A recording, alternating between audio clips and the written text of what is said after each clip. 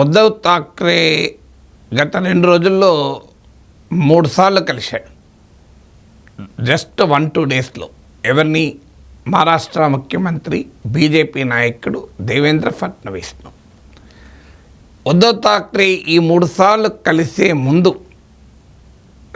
ఆ శాసన మండలిలో లెజిస్లేటివ్ కౌన్సిల్లో ముఖ్యమంత్రి దేవేంద్ర ఫడ్నవీస్ మాట్లాడుతూ ఉద్ధవ్ థాక్రేని ఉద్దేశించి, ఉద్ధవ్జీ మీరు ఇప్పుడు అపోజిషన్లో చేసేదేమీ లేదు, 2029 దాకా ఎన్నికలు లేవు, అందువల్ల ఆలోచించండి, ఘర్ వాపసీ, మళ్ళీ ఎన్డీఏలోకి రండి, అది మీ నిర్ణయం, మేము సిద్ధము తీసుకోవటానికి అంటూ దేవేంద్ర ఫడ్నవీస్ కీలకమైన ప్రకటన చేశారు. సో దేవేంద్ర ఫడ్నవీస్ ఈ ప్రకటన చేసిన తర్వాత 3 సార్లు కలిశాడు ఉద్ధవ్ థాక్రే ఫడ్నవీస్ను.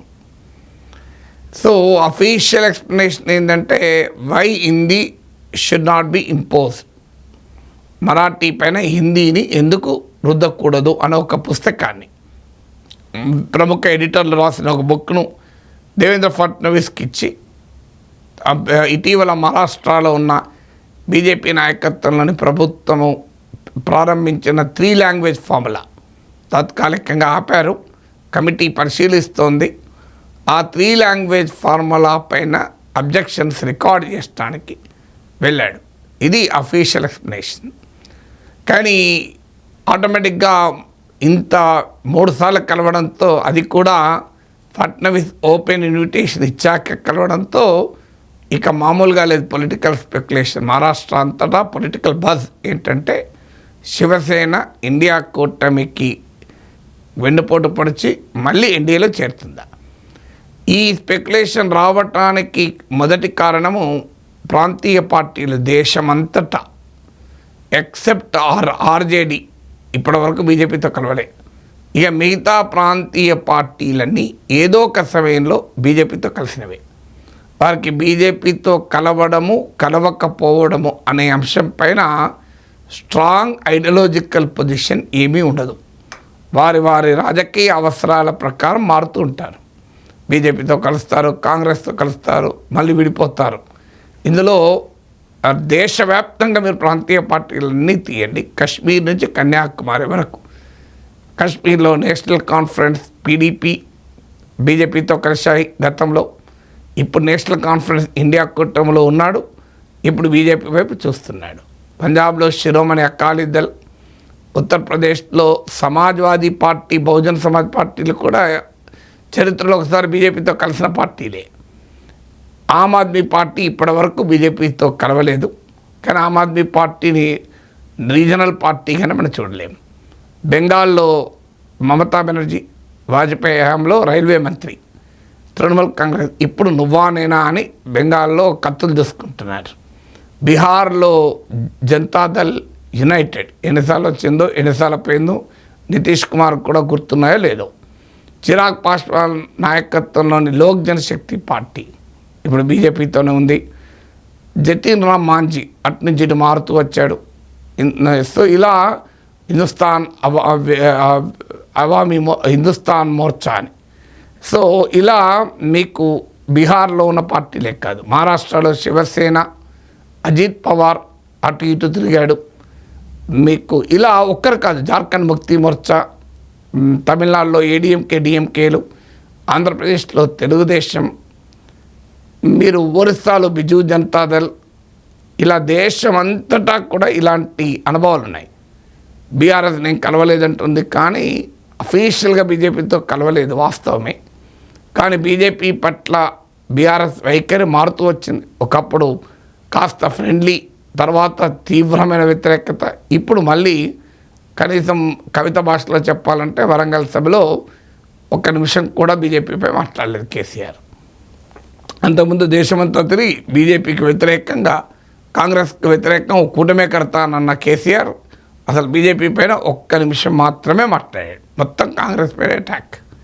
సో ఇలా వైఎస్ఆర్ కాంగ్రెస్ పార్టీ బీజేపీతో ఎన్నడూ కలవలేదు, కానీ బీజేపీకి పార్లమెంట్లో పూర్తిగా అండగా నిలిచారు. ఈవెన్ ఆఖరికి అవిశ్వాస తీర్మానం ప్రతిపక్షాలు పెడితే కూడా బీజేపీకి అనుకూలంగానే వైసీపీ ఓటు వేసింది. సో అందువల్ల దేశంలో ఒక ఆర్జేడీ మినహా ఏ ప్రాంతీయ పార్టీ కూడా ఒక కన్సిస్టెంట్ యాంటీ బీజేపీ స్టాండ్ ఎప్పుడూ తీసుకోలేదు. సో అందువల్ల శివసేన మళ్ళీ ఎన్డీఏకు వెళ్తుంది అన్న స్పెక్యులేషన్ ఆశ్చర్యం లేదు. రెండవది, శివసేన వాస్తవంగా బీజేపీ మిత్రపక్షం. వాళ్ళకి ఎక్కడ తేడా వచ్చింది? ఐడియాలజీలో తేడా రాలే. తేడా వచ్చింది ఉద్ధవ్ థాక్రే ముఖ్యమంత్రి కావాలన్న కోరికతో స్టార్ట్ అయింది. పేరుకు చెప్పేది శివ సైనికుడే సీఎం కావాలి అని. రియాలిటీ ఏంటంటే ఉద్ధవ్ థాక్రే కావాలని.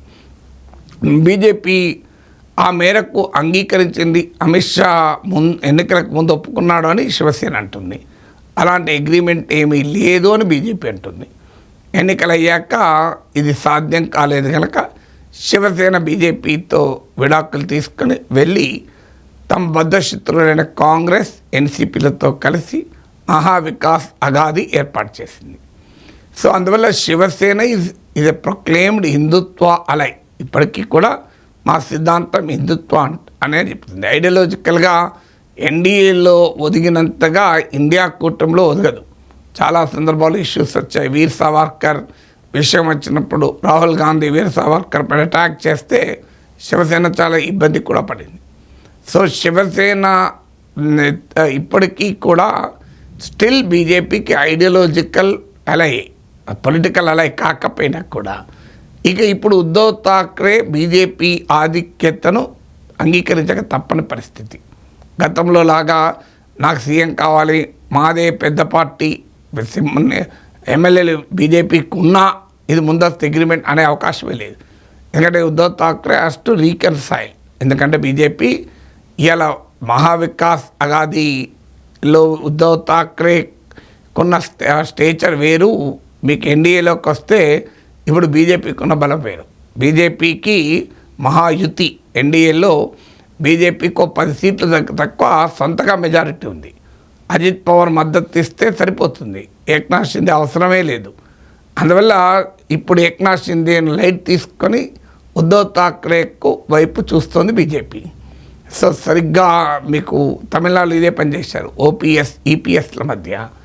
సో ఇలా ఇక్కడ కూడా మీకు ఏక్నాథ్ షిండేకు బీజేపీ గ్యాప్ పెరుగుతోంది. ఏక్నాథ్ షిండే తాను సీఎం కావాలని కాస్త బెట్టు చేశాడు మొదట్లో, ఫైనల్గా అంగీకరించక తప్పని పరిస్థితి. ఏక్నాథ్ షిండే ఉన్నా ఒకటే లేకున్నా ఒకటే అనే స్థాయిలో బీజేపీ వ్యవహరిస్తోంది. అందువల్ల బీజేపీ ఆలోచన ఏంటంటే అసెంబ్లీ ఎన్నికల్లో ఏక్నాథ్ షిండే నాయకత్వం శివసేన బెటర్ పర్ఫార్మెన్స్ చూపినా ఏక్నాథ్ షిండే కోసం ఉద్ధవ్ థాక్రేను దూరం పెట్టాల్సిన పరిస్థితి ఇప్పుడు బీజేపీకి లేదు. ఇక ఉద్ధవ్ థాక్రే కూడా ఇప్పుడు ఇక సీఎం పదవి అడిగే పరిస్థితులు లేడు. సో అందువల్ల మారిన రాజకీయ సమీకరణల నేపథ్యంలో ఎన్డీఏలోకి ఉద్ధవ్ థాక్రే వచ్చిన సీఎం పదవి డిమాండ్ చేసే పరిస్థితి లేదు కనుక బీజేపీ రమ్మంటోంది. సీఎం పదవి ఎలాగో రాదు కనుక బీజేపీలో చేరితే బెటర్ కదా అనే ఆలోచన ఉద్ధవ్ థాక్రే ఎన్డీఏలో చేరితే ఏమైనా బెటర్ కదా అన్న ఆలోచన చేస్తాడా అని. ఇక థర్డ్ ఫ్యాక్టరు శివసేన చీలిపోవడం. 2 పరిణామాలు జరిగాయి బీజేపీతో శివసేన విడిపోయాక. మొదటి పరిణామం బీజేపీ దర్శకత్వంలో శివసేన నిట్ట నిలువున చీలింది. ఏక్నాథ్ షిండే నాయకత్వంలో శివసేన, ఉద్ధవ్ థాక్రే నాయకత్వంలో శివసేన. ఏక్నాథ్ షిండే నాయకత్వంలో శివసేన పార్లమెంట్ ఎన్నికల్లో కూడా కాస్త ఉద్ధవ్ థాక్రే శివసేనతో పోలిస్తే వెనుకబడిన తన ఉనికిని చాటుకుంది. అసెంబ్లీ ఎన్నికల్లోనైతే క్లియర్గా తన ఆధిక్యతను చాటుకుంది. కానీ మా నెంబర్స్ చూస్తే బీజేపీకి ఇవాళ ఏక్నాథ్ షిండే శివసేన కోసం ఉద్ధవ్ థాక్రేని దూరం పెట్టాల్సిన పరిస్థితి లేదు, నేను ఇంతకుముందు చెప్పినట్లు. అందువల్ల ఇవాళ ఏక్నాథ్ షిండే వెళ్ళిపోయాక శివసేన దెబ్బతిన్నది. ఇంకా ఏక్నాథ్ షిండే బలంగానే ఉన్నాడు అసెంబ్లీ ఎన్నికలు, లోక్సభ ఎన్నికలతో పోలిస్తే. ఇక మరోవైపు రాజ్ థాక్రే కజిన్, ఉద్ధవ్ థాక్రే కజిన్, మళ్ళీ ఆయన ఎంఎన్ఎస్ నాయకుడు, ఆయన ఆల్రెడీ వచ్చి ఉద్ధవ్ థాక్రేతో కలిశాడు. సో ఇద్దరు ఉద్ధవ్ థాక్రే రాజ్ థాక్రేలు కలిస్తే ఎన్డీఏలో చేరితే ఏక్నాథ్ షిండేను డామినేట్ చేయవచ్చు అన్నది ఉద్ధవ్ థాక్రే లక్ష్యం కావచ్చు ఒకవేళ చేరితే.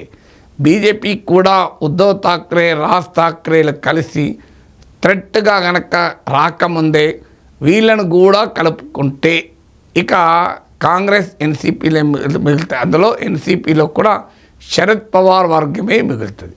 అందువల్ల అప్పుడు ఈజీగా ఎదుర్కోవచ్చు అన్న ఆలోచన బీజేపీది.